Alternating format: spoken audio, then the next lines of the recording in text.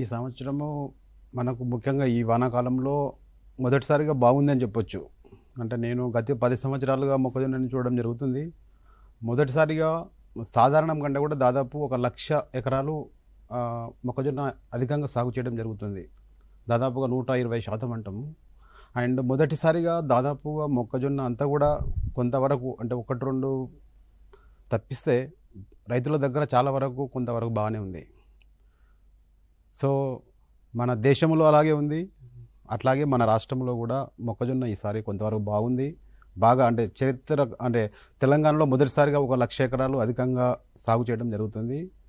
పంట కూడా బాగుంది. ముఖ్యంగా దీనికి గల ప్రధాన కారణాలు చూసినట్టయితే కూడా ముఖ్యంగా మన భారత ప్రభుత్వం కానీ మన తెలంగాణ ప్రభుత్వం కానీ వారి సపోర్టు, ముఖ్యంగా ఈ రేటు రైతుకు మంచి మార్కెట్ ధర 2,300 అలా రావడము, తర్వాత ఈ మన గవర్నమెంట్ ఆఫ్ ఇండియా వాళ్ళు బయో ఇథనాల్ జీవ ఇంధనం కోసము దీన్ని వాడతారనే ఒక ఉద్దేశంతో రైతులకు మంచి